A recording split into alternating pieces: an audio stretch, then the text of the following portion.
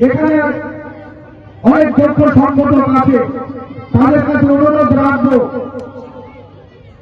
আমার কাছে খবর আছে চাপড়া ব্লকের বিভিন্ন জায়গায় ফোনের মাধ্যমে তারা মানুষকে বিভ্রান্ত করার চেষ্টা করছে, এবং এটাও হচ্ছে যাকে হয়তো ফোন করছে না তার নামটাও ভাসিয়ে দেওয়া হচ্ছে, যাতে আমাদের নেতৃত্বের কানে আসে এবং তাকে আমরা অবিশ্বাসী করি এবং তার সঙ্গে আমার দূরত্ব তৈরি হোক। কিন্তু আমরা সেই জায়গায় যাব না।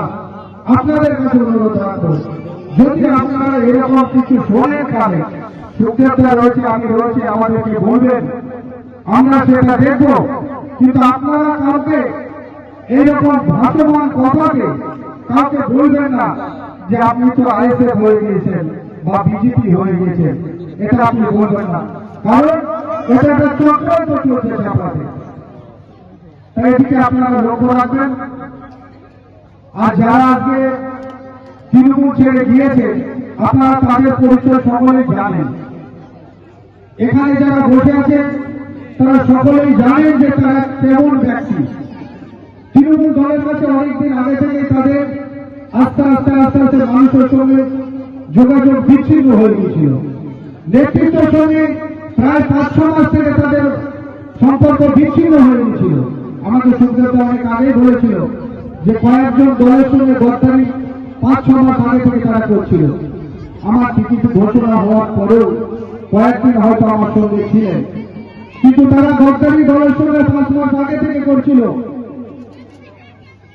তাই আপনাদের কাছে সতর্ক করতে চাই, আপনারা সতর্ক থাকুন।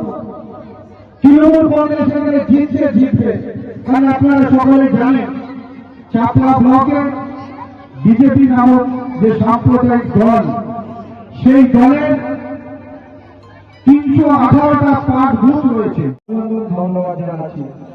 আমার বিশেষ একটু কাজ বলবো না, এরপরে মিটিং আমার রয়েছে বানিয়াতে। কত ফন্দি ফিকির করছে দেখুন। এরা হুমায়ুন কবিরকে ঠিক করলো, হুমায়ুন কবিরকে বেশ কিছু টাকা দিয়ে বললো যে হুমায়ুন বাবু আপনি সংখ্যালঘু এরিয়ায় আপনি প্রার্থী দিন, এবং তৃণমূলের ভোট ব্যাংক হচ্ছে সংখ্যালঘুরা, এই সংখ্যালঘু